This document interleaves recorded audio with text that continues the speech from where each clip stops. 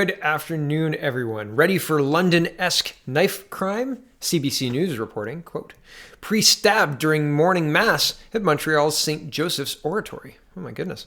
A priest at Montreal's renowned St. Joseph's Oratory was stabbed in the chest Friday while delivering morning mass, shocking parishioners and those watching a live stream of the service from home. And yeah, you can actually get the live stream. It's on the CBC News, the important part too. I'm not going to show it. It is graphic. I watched it, and I usually don't watch violent things. And the knife broke, I think, so the priest is okay, the last I heard. But incredible and very, very concerning that it's happening in Canada. Bennett Hunter is tweeting, Toronto housing has become a magnet for money launderers with $28 billion in real estate bought by anonymous owners. And here's a link to the Financial Post. Link is in the description if you want to check it out for yourself. But I've talked a lot about this on my show, and Justin Trudeau in this budget introduced measures to heat up a housing market that the provincial government tried to cool down in 2017 by implementing a foreign sales tax. So if you're a foreign buyer, you have to pay a higher price and a tax.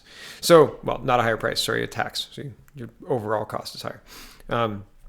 But Financial Post is reporting, quote, Toronto's housing market has become a target for money laundering or snow washing thanks to anonymous property ownership, weak regulation, and lax enforcement, according to a new study. Since 2008, $28.4 billion worth of housing was acquired in the Toronto region, largely through private entities whose owners can remain anonymous. According to a report released Tuesday by Transparency International Canada, Canadians for Tax Fairness, and Publish What You Pay Canada. In that period, $9.8 billion of housing was bought by companies through cash purchases, largely bypassing anti-money laundering checks on fund sources and beneficial owners, according to the study, which analyzed more than 1.4 million residential sales dating back to 2008. Canada's lack of beneficial ownership transparency make our entire country an attractive destination for money laundering, according to the report. While some vacant properties in Toronto might sit as investments for legitimate money, a worrying amount slips past regulators who do not really know who owns what, nor how much is being used for money laundering and tax evasions, it said.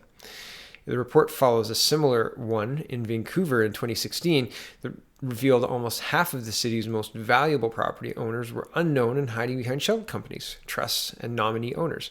This led to greater enforcement from the provincial government, including proposing a registry for beneficial owners for property. The Toronto housing market is ranked among the least affordable in the world and become a target for speculative investment.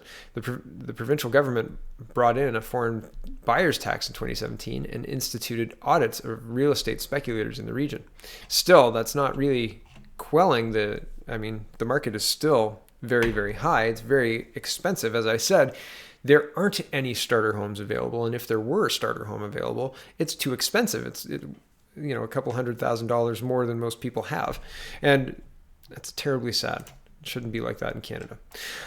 Jody Wilson-Raybould and SNC, I've often been saying the last couple of days, stay tuned, something else is happening. There's going to be more to this. Here's more to this. This is Jody Wilson-Raybould's letter to Mr. Anthony Housefather. And it says, basically, I'm going to write down everything and submit it to the committee. And it's wonderful. So this is the other bigger shoe to drop. And I'm sure this is going to be leaked over the coming week because the House isn't sitting over the next week, right? They're not in session. So interesting. We'll see what happens. But here's the letter, dated March 21st. And dear Mr. Housefather and committee members, I'm aware that on March 18th, 2019, the committee passed a motion stating that meeting had now concluded on the study that the committee was conducting on remediation agreements, the Shawcross Doctrine, and the discussions between the Office of the Attorney General and government colleagues. As such, it is my understanding that no additional witnesses will be called and that I will not be recalled as a witness to complete my testimony or to respond orally to statements that were made by witnesses after I testified. In the course of my testimony, there was a request for me to provide further information. In particular, a request was made for, quote, copies of text messages and emails that I referred to in my testimony on February 27, 2019. Having taken that request under advisement, I will provide copies of messages that I referred to in my testimony. Related to these requests, I also have relevant facts and evidence in my possession that further clarifies statements I made and elucidate the accuracy and nature of statements by witnesses in testimony that came after my committee appearance. As such, in response to these requests and consistent with the standard practice of the committee receiving written submission, I will be providing a written submission to the committee in relation to the matters within the confines of the waiver of cabinet confidence and solicitor-client privilege in order in Council number 2019-0105. I trust the committee will receive this information as part of and in follow-up to my testimony on February 27, 2019. Further, I do hope my response to the committee's specific request and the additional information will assist the committee in completing its study on this most important matter and in preparing its final report. Respectfully, Ms. Wilson-Raybould. So, interesting. Very, very interesting. I think with Ms. Philpott saying that she has no wish to pursue leadership of the party, and no statement like that from Ms. Wilson-Raybould other than saying that she's still a liberal. Well, I don't know. I don't know what to think. Perhaps they just don't want Justin Trudeau in leadership anymore. Maybe they would be satisfied with him to step down. It seems like when Ms. Wilson-Raybould said that I've got emails and other text messages, it seems like those were requested and were within the scope of the waiver, so she can potentially release those publicly. I'm not sure if she will release them publicly. I don't know if there's a procedure that she needs to submit this to the committee, and if the committee even has to make it public. If it comes down to a vote, I will play clairvoyant and tell you how the vote will fall. Nobody will get to see it if it's a vote. But if it's not a vote, if she just releases it publicly as a public statement or open letter, because it's been waived and she's allowed to speak about it publicly, and clearly she thinks that Canadians deserve to know. Hopefully that's what happens. Hopefully that's the direction this goes. But I honestly don't know. And I don't know what the conventions are when submitting to a committee like this. I don't know if she has to submit simultaneously or if she has to submit to them and give them 24 hours. Who knows? I don't know. So I don't want to tell you something I don't know. The last news story of the day is one that's close to my heart. Somebody penned a long letter to me because of this news story, and it turned out to be exactly what I thought it was and what I said it was.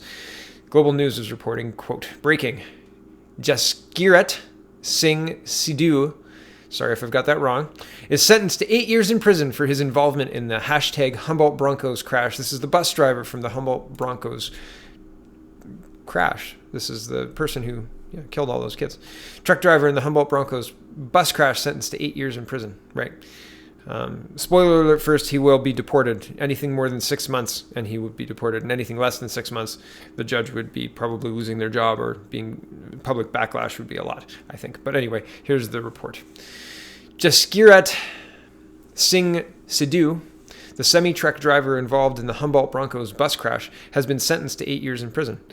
Melford Provincial Court Judge Inez Cardinal delivered her decision Friday, determining the 30-year-old's fate after he was in a rural Saskatchewan collision that killed 16 people and injured 13 others.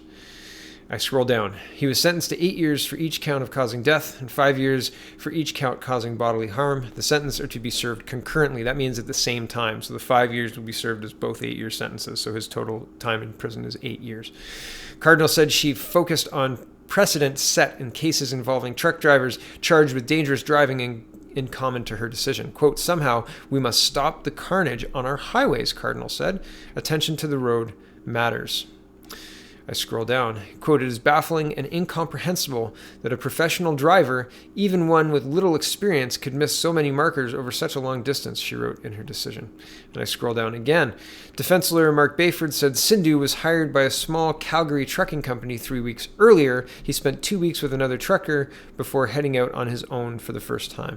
Yeah, see, that's where somebody who's a professional driver is not somebody who's been driving truck for three weeks, or that's it. And no, that's not a professional driver in my opinion. Okay, back to the article, and I scroll down. Regardless of the judge's decision, Bayford said any sentence beyond 6 months would mean Sidhu, who is not a Canadian citizen, would face deportation to India. Immigration lawyer Lauren Waldman, who is based in Toronto and is not involved in the case, said there is little Sindhu can do to remain in Canada. Waldman says permanent residents such as Sindhu cannot remain in the country if they commit a crime for which the maximum sentence is at least 10 years or their jail sentence is more than 6 months. And he said that with a term of more than 6 months, there's no right to appeal a deportation order. And that's it. So, I mean, just an absolute tragedy for an absolute no good reason. And I guess no tragedy has a good reason, does it? So just a senseless shame. So sad. So anyway, sorry to finish on such a bummer. But there it is. Hey, it's Friday, and I guess we've got that at least weekend coming up. So hug your kids a little tighter, kiss your wives or your girlfriends or your boyfriends or whatever, and enjoy your weekend. Thank you very much for watching.